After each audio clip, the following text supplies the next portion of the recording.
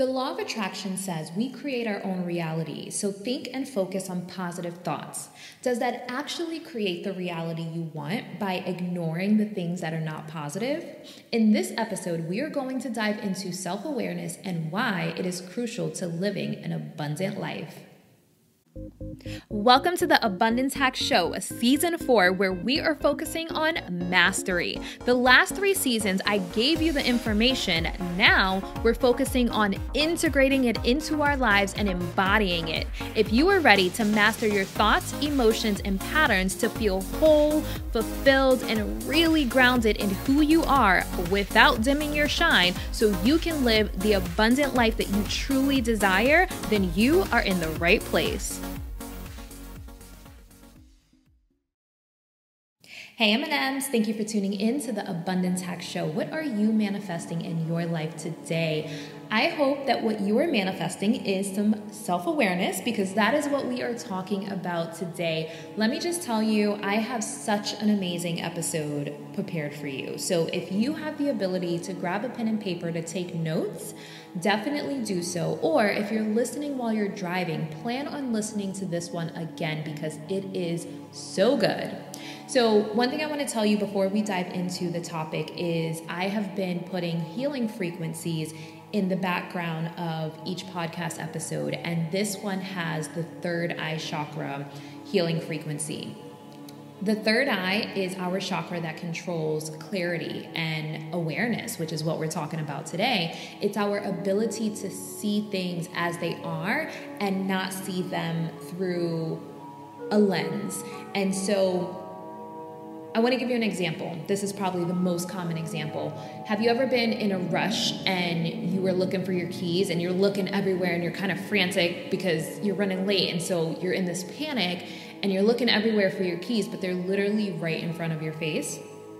So when our nervous system is in a state of fight, flight, or freeze, it prevents you from being able to see clearly. You can only see through a lens of protection or survival, and basically those are seeing through a lens of trauma.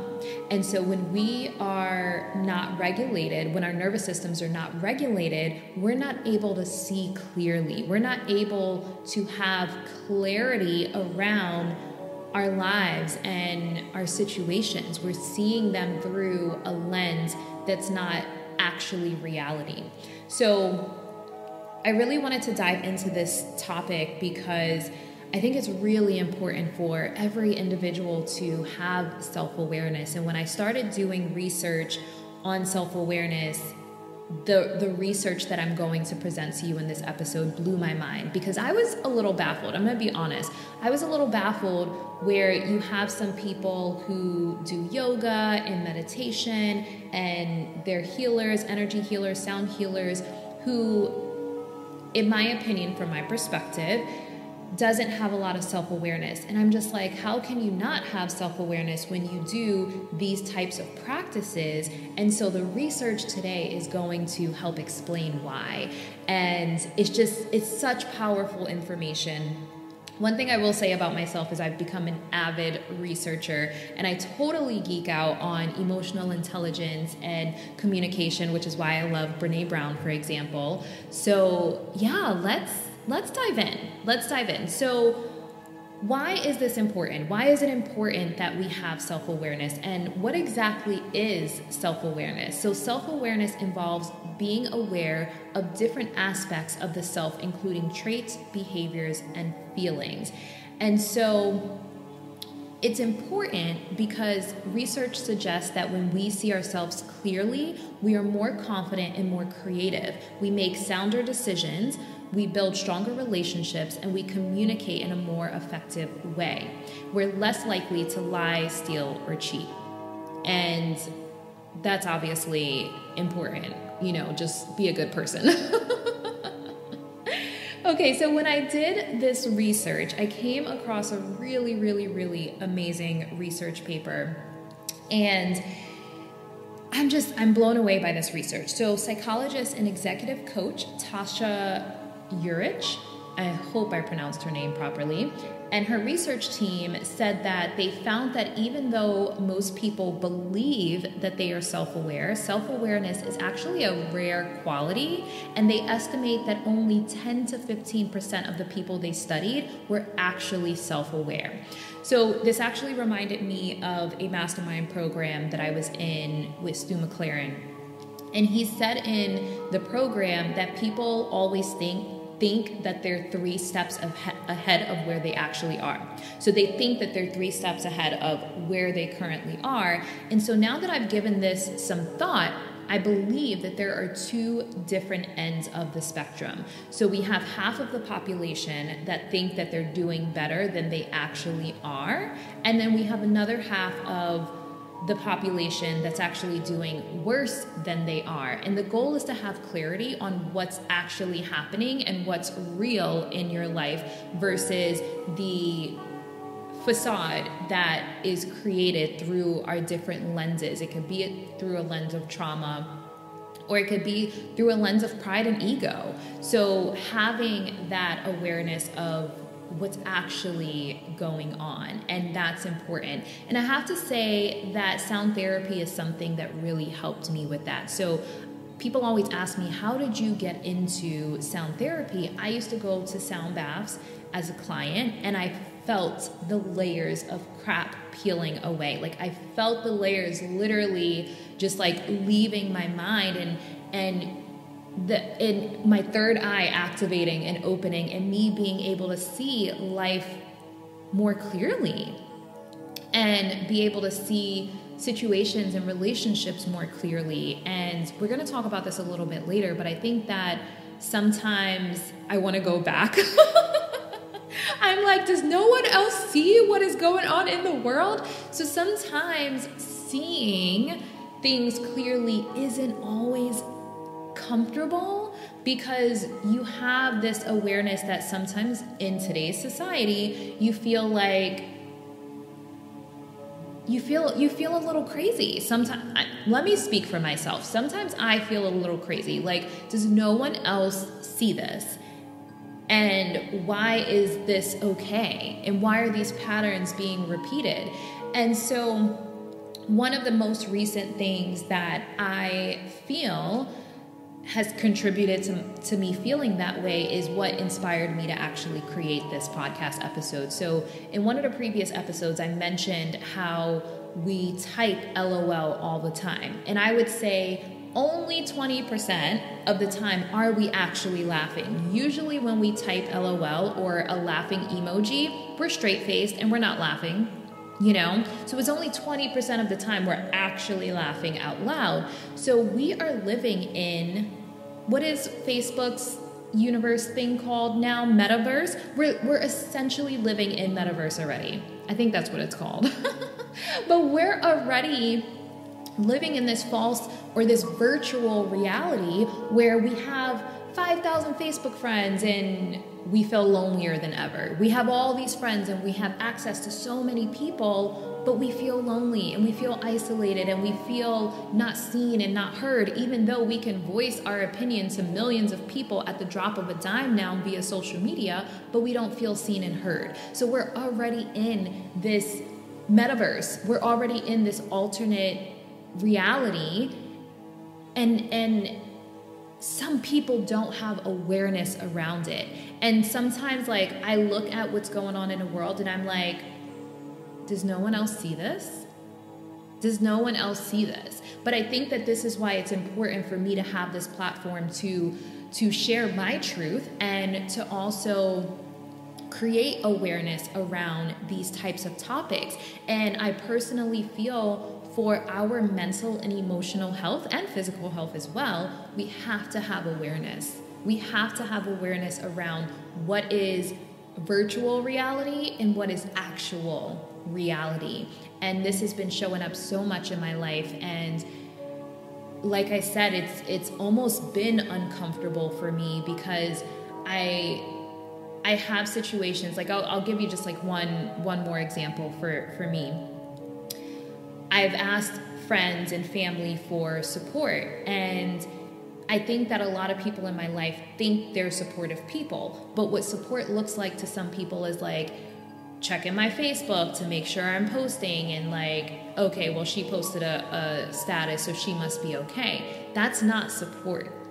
It's not actual support. People, you know, post. I have a business. I have to post every day. So just because I post on social media doesn't mean that I'm okay. Doesn't mean that I don't need support or for you to check on me. So it's like this virtual reality of like, oh yeah, I'm a supportive friend because I liked her post. That is not support. So we need reality support and not virtual reality support. And that comes from self-awareness. So Tasha, I'm just going to say Tasha instead of saying her last name because I don't want to butcher her last name, okay? So Tasha basically researched self-awareness and why some people are not actually self-aware. According to the research, only 10 to 15% of people are actually self-aware.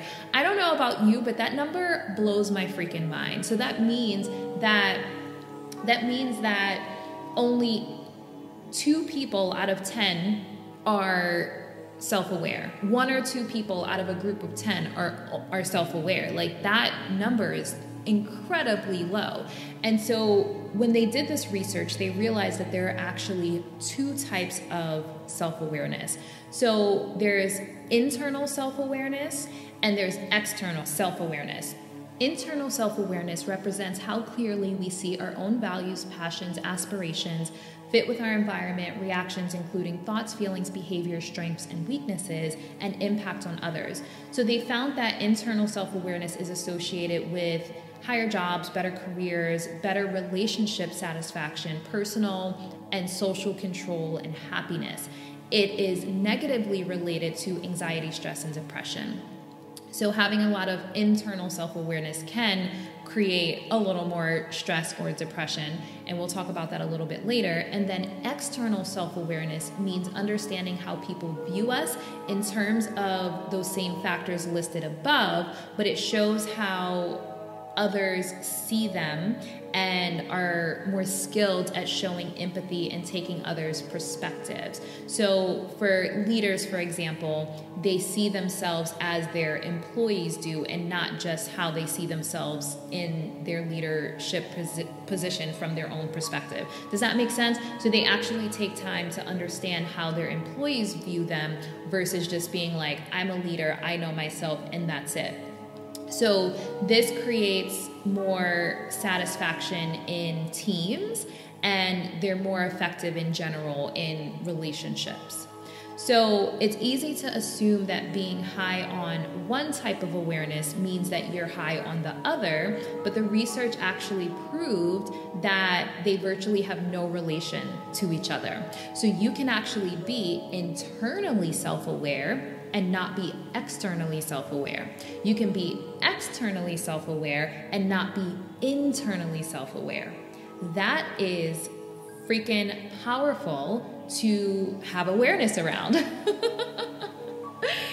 So this is why I love doing this type of research, because I literally sat back and I'm like, how could people not see that this is how this is? You know, the company that just betrayed me, I'm like, how could they not see how this impacted me and how this hurt me? It's because there's no external self-awareness. They could have internal self-awareness, but no external self-awareness. So I love this article by Tasha. Let me just say, Tasha rocked my world. Like, this article is so good. So she actually created 4 self-awareness archetypes, and I'm going to share them with you because this is really, really powerful information. So this is what I was saying. You may want to take some notes on this, and if you are not in a position to take notes because you're listening while driving, definitely go back to this because this is really, really powerful. So there's 4 different self-awareness archetypes. We have the low internal self-awareness and low external self-awareness. So this is the person that doesn't have basically any self-awareness. So she labeled them as seekers. They don't know who they are, what they stand for, or how people see them. As a result, they may feel stuck, frustrated, and with low performance and crappy relationships, basically. So this is a person that just doesn't have awareness. They don't know who they are. They don't know what they want. They don't know how people view them, and they're kind of just drifting in the wind, you know? And I doubt that we have any M&Ms that are seekers, because I feel like if you're listening to this podcast, like, you're on it. You want to know your purpose. You want to know what you stand for. You value, you know, self-awareness, for example, like you know your values. So it's definitely something that I always talk about, identifying your top 3 values and making sure you live in alignment with them. So I doubt that we have any seekers. And if you do find yourself listening to this podcast, and maybe this is your first episode you ever listened to, and you do find yourself being in that seeker archetype, like, you can make the decision today to gain some self-awareness. And it's not always an easy process. Let me just tell you, when you really start to look at yourself, like really look at yourself, the good, the bad, and the ugly, the light and the dark, it's uncomfortable, but it will create that fulfillment that we truly, truly desire. So if you find yourself having low internal self-awareness and low external self-awareness, don't feel like, oh my God, I suck. Because we all have been there at some point. So definitely continue listening to this episode and do some of the exercises. Take some notes and do some exercises. Start journaling on it. So the next archetype is pleasers. So this is someone who has low internal self-awareness, but high external self-awareness. So you are a people pleaser because you know what to do to make others happy, but you're not focused on what makes you happy. So the way Tasha breaks it down is pleasers can be so focused on appearing a certain way to others that they overlook what matters to them. So over time, they tend to make decisions and choices that aren't in service of their own success or fulfillment. So people pleasers is definitely something that I come across a lot, especially at the studio. Our solar plexus is our personal power, our healthy boundaries, our courage to set healthy boundaries in our lives. And so usually people pleasers don't have a really solid and activated solar plexus chakra.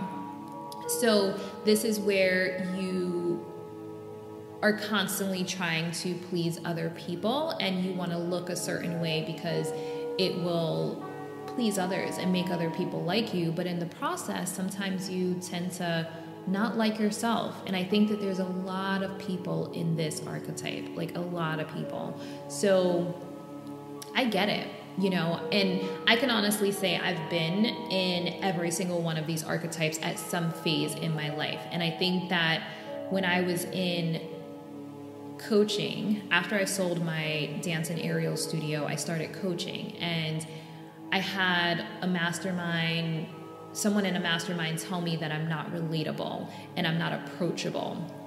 And so I was like, oh, okay, well, what do I need to do to be more relatable? And what do I need to do to be more approachable? And I basically shifted who I am, how I dressed, how I acted, to try to be more approachable and try to be more relatable. And in the process, I lost myself.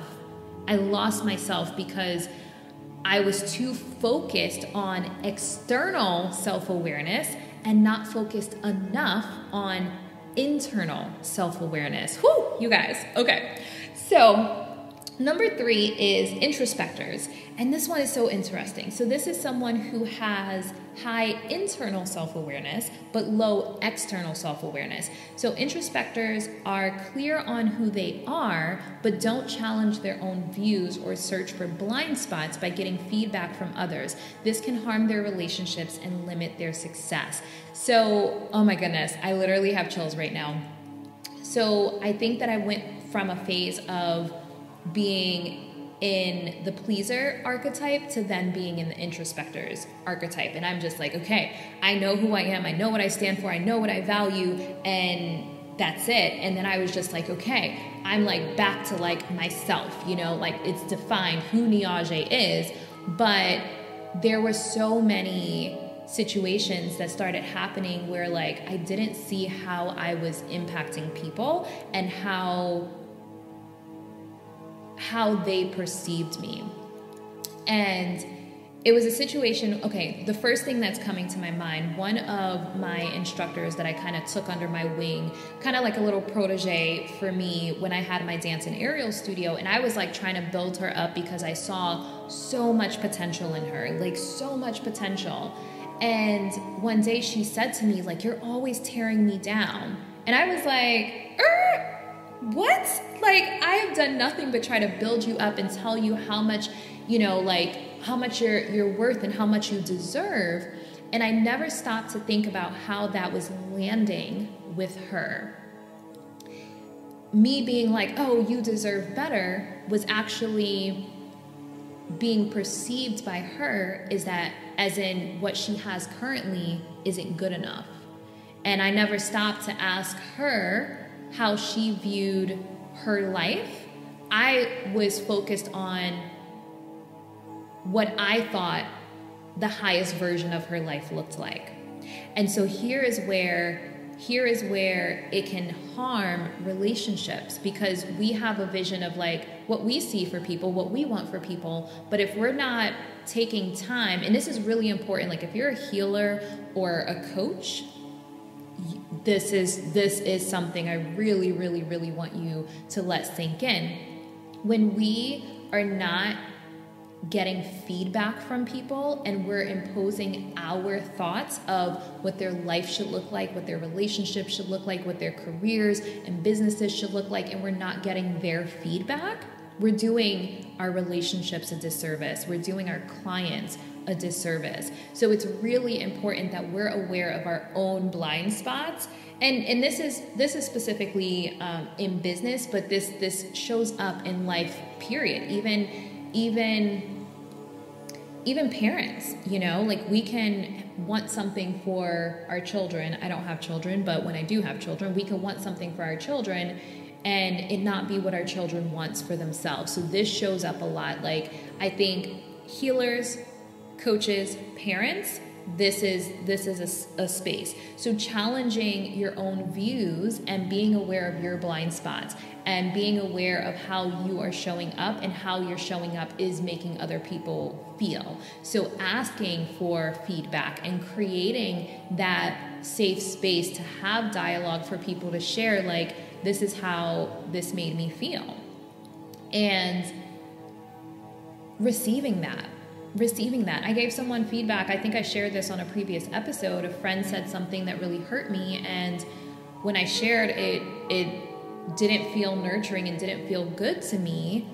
She was just like, ugh, nothing I say is ever right for you. This is a person who has low external self-awareness. Like, you know your intention, but you weren't open to the external self-awareness of how it actually made me feel, even though it was different from your intention, because that happens, you know? Sometimes internal self-awareness and external self-awareness can be opposing, and we have to be willing to see that and receive that information if we want to have really healthy relationships and an abundant life.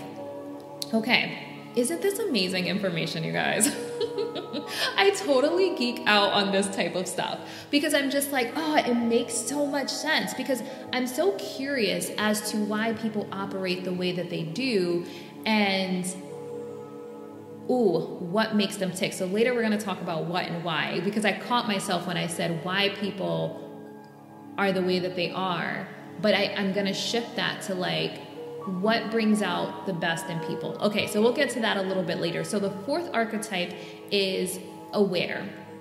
So you have high internal self-awareness and high external self-awareness. So people who are aware, they know who they are, they know what they want to accomplish, and they seek out and value others' opinions. And I want to be really specific about whose opinion, because you can't seek everyone's opinion. That's really important. So this is where leaders begin to fully realize the true benefits of self-awareness. So just a quick recap, the 4 archetypes is seekers, pleasers, introspectors, and people who are aware. That means the aware is you have high internal self-awareness and high external self-awareness. So that's basically where you want to be, but this is a really good opportunity for you to kind of think and sit with like where you are and then what you need to get to that aware where you have both high internal and external self-awareness. So there was a quote that I really liked. They said, leaders must actively work on both seeing themselves clearly and getting feedback to understand how others see them. The highly self-aware people are actively focused on balancing the scale. I really like that because we can know who we are, and we also have to understand how people are perceiving us. Now, here's where I want to be specific about where you seek feedback. If you have friends in your life that are not living to their full potential, those are not the people that you want to give you feedback, because they're going to provide feedback from their own lens. And unfortunately, jealousy and envy and manipulation and gaslighting is a real thing. So you want to make sure that you're seeking feedback from people that are going to give you honest and non-biased feedback. So a therapist, a business therapist, a really good coach, because there's some crappy coaches out there that are not doing their own work and they don't have high internal or external self-awareness. So be careful with the coaches and making sure that whoever it is, even if it's a therapist, they have self-awareness internally and externally. And here's what's really, really, really important. You want to gut check the difficult or surprising feedback from others. So no matter how much awareness a person has, they can say something that may not be true for you. And so it's kind of like with feedback, you want to take it with a grain of salt. I know everyone's heard that term, take it with a grain of salt. So you want to make sure you gut check any feedback that doesn't feel true for you. So feedback it's basically data. Just because someone says, oh, well, this is how you are, that's their perspective of how you are, and it's just data. It may not be true for you. It's just data. So it's really, really, really important that you gut check when you are receiving feedback. Like, does this feel true for me? And if it doesn't, like I said, take it with a grain of salt. So another really important thing that came up in this research is introspection doesn't always improve self-awareness. And I was like, oh, that's interesting. So it's widely assumed that introspection, which is examining the causes of our own thoughts, feelings, and behavior, improves self-awareness, but it doesn't. So Tasha says the problem with introspection, I feel like Tasha and I are like friends now. Like we're on a first name basis. I can't get through a podcast episode without being silly and laughing at myself. Okay, so Tasha says the problem with introspection isn't that it is ineffective, it's that most people are doing it incorrectly. This is where sound therapy comes in. So research has shown that we simply do not have access to many of the unconscious thoughts, feelings, and motives we're searching for, and because so much is trapped outside of our conscious awareness, we tend to invent answers that feel true but are often wrong. So this is so good. Basically, when we have subconscious thoughts, feelings, emotions, blocks, limiting beliefs, traumas that are not in the forefront of our mind, we basically invent answers that feel true, but they're often wrong because we don't have access to our subconscious.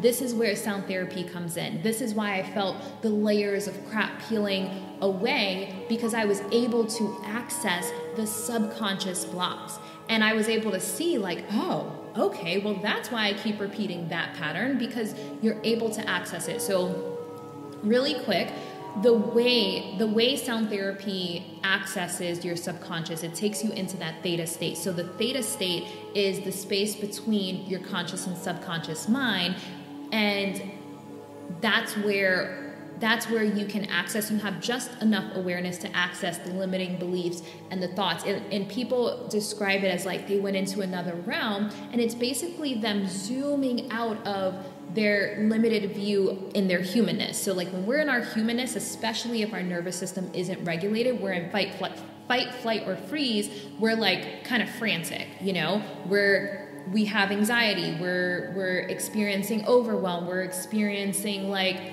panic and things like that. So we're zoomed in, we have limited view. And then when you go into that theta state in a sound bath or vibrational sound therapy session, it allows you to zoom out and have that eagle eye view and access the thoughts that are in your subconscious, access the feelings that are in your subconscious. And I will say that for some people who don't do any type of mindfulness work or meditation or self-awareness or journaling, sometimes they zoom out and they're like, there's a lot in that subconscious I wasn't ready for, you know. So definitely be gentle with yourself. If we had, however old you are, insert age, if you've had, let's just say 43 years of, you know, building limiting beliefs and blocks and traumas and pain and disappointment and resentment, and then you access that Pandora's box of, you know, blocks, and you hadn't looked in it. Like imagine you just put stuff in your attic, you know, little by little over the years, and you're 43 now, and now you want to go up there in that attic, you're gonna be like, oh shit, I wasn't ready. So you want to make sure that you are doing the work slowly but surely. So maybe you just go up there for 5-10 minutes, see how it looks, and then, you know, step out, and then do another 5-10 minutes. And if the 5 or 10 minutes is like, okay, then maybe make it 20 minutes, and then maybe make it an hour. And then eventually you clean out that attic, you know. But if you try to take it all on at one time, i.e. something like ayahuasca, that's why people have really bad experiences, because you're trying to do too much at one time. We're in this society of quick fixes. So I'm not an advocate for ayahuasca. People do it, and I think if you're going to do it, you should do it with a trained therapist that can help you integrate everything. Because if not, it's like opening up Pandora's box, and you have this shitstorm that you're not mentally, emotionally, or sometimes even physically equipped to handle. I know I just went off on a tangent, but I think it's really important to say, you know, there is no quick fix, and we definitely live in a society where inner work and shadow work has become cool, and so a lot of people are doing it for maybe not the right reasons, and it's a process. There is no arrival or awakening and, you know, I'm awakened and then poof, that's it. Like no more work has to be done. This is a practice. This is something that you want to do over time, and it's a lifestyle. It's a lifestyle. So getting back on track. So research has shown that people who are very introspective are also more likely to get caught in kind of toxic thought patterns. They're likely to land on an explanation focused on their fears, shortcomings, insecurities, rather than a rational assessment of their strengths and weaknesses. So because of this, if someone's introspective, it doesn't mean that they're necessarily self-aware. So introspection doesn't always improve self-awareness. If they get caught in a toxic thought pattern and they're looking at things from a lens of fear, shortcomings, insecurities, they're not focused on their strengths. And so that can lead to more depression, anxiety, and poor well-being. So what they recommend is to increase productive self-insight and decrease unproductive or toxic thought patterns. We should ask what and not why. Asking what will help us stay objective, future focused, and empower us to act on new insight. So basically, they went in to give examples, and they gave an example of a guy who, wasn't happy in his job. And he basically asked, why do I feel so terrible? And it kept him in toxic thought patterns. And so instead of asking, why do I feel so terrible? They recommend asking, what are the situations that make me feel terrible? And what do they have in common? And so when you start asking what rather than why, it helps you come up with a solution. And it's solution orientated. And he realized that he could never be happy in that career, which gave him the courage to pursue a different career. So I had to think about, how has this shown up in my life? When I am in a state of wallowing in my self-pity, I'm like, why is this happening to me? And that keeps me in toxic thought patterns. I go down this rabbit hole of, I said this recently to my business therapist. I'm like, do you think that I'm cursed? I'm like, why is this happening to me? Why allows us to wallow in self-pity? But what allows us to gain clarity on the situation, the reality of the situation, and not seeing it through a lens of trauma and survival and, just our patterns that we continue to repeat if we don't do the work. And I think that asking what do they have in common is a really powerful question, because it will help you start to zoom out to see how you're repeating these same patterns, because until we heal, we continue to attract the same people or the same situation, just in different people. So it's really, really, really important. What is the current situation and what can I do about it? What am I meant to learn here? That is something when I stop, licking my own wounds and I get out of my self-pity mode. But the important thing I do want to say, it is important to honor all of your feelings. So wallowing in self-pity may not be a good thing, but acknowledging what's coming up for you is a good thing. Just don't sit in it too long. So when I have those moments where I'm like, why is this happening to me? I really honor that feeling. Okay, what am I feeling? And what am I feeling? It's naming it and honoring it and then moving past it versus just, why is this happening to me? It'll keep you in that toxic thought pattern. So asking yourself, what is the current situation? What can I do about it? And what am I meant to learn here? It's solution orientated. It's future focused. So it's really, really, really important that you start to shift the why to the what. So when the researchers evaluated the students, the why students spent their energy rationalizing and denying what they'd learned, and the what students were more open to this new information and how they may learn from it. So it's like this slight nuance of when you ask why, you're rationalizing and you're in your analytical brain trying to dissect the things. And I spend a lot of time in that space. A lot. So shifting to what has you future focused and you're not dissecting, this situation. You're just like, okay, what am I meant to learn from it and how do we move forward? So basically they concluded with this research by saying Leaders who focus on building both internal and external self-awareness, who seek honest feedback from loving critics, and who ask what instead of why, can learn to see themselves more clearly and reap the many rewards that increased self-knowledge delivers. And no matter how much progress we make, there's always more to learn. That's one thing that makes this journey to self-awareness so exciting. So I will definitely say it is an exciting journey if you allow it to be. It can be very uncomfortable, but if you really allow yourself to enjoy the journey and get curious, it can be very, very exciting. So that was very research-based. Now, what I want to do is mention energetically and spiritually. I believe that we attract people that mirror our stuff.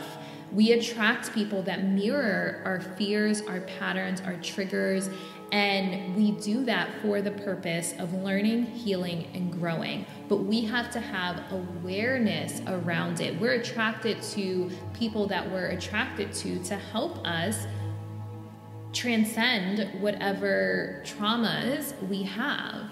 And it's going to trigger us. And one thing that I say in my guided meditation sometimes is allow the blocks to bubble to the surface for the purpose of releasing them. We don't want to hold them in. We don't want to not have awareness around how this trigger is actually an opportunity for us to grow. We want to have that self-awareness. We want to have the feedback from the loving critics so we can identify our blind spots and step into the best version of ourselves.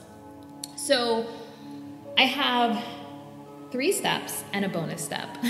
So basically 4 steps, but I like saying 3 steps and a bonus step. So I have 3 steps to self-awareness. So number 1 is build internal self-awareness. You have to know who you are, what you value, what you stand for, and also what you desire. So what you desire will definitely change throughout life.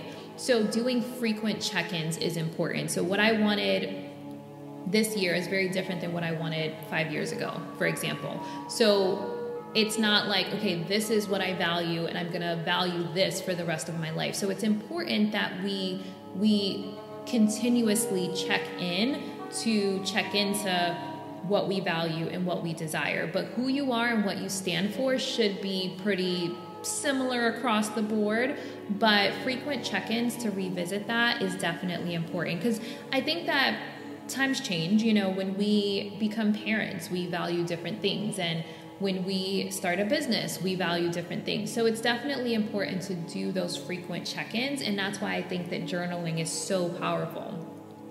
So it's important to develop your internal self-awareness first, because if you start to seek feedback before you are clear on who you are, what you value, and what you stand for, it will cause you to shift because you are being impacted by external forces. So it'll cause you to create a life for show that's superficial and not actually making choices for your own fulfillment and happiness. So I've been in this space where I created this life that looked good on the outside, but it didn't necessarily feel good on the inside. So it's important, the first step, it's important that you build internal self-awareness first before you start to seek that external feedback.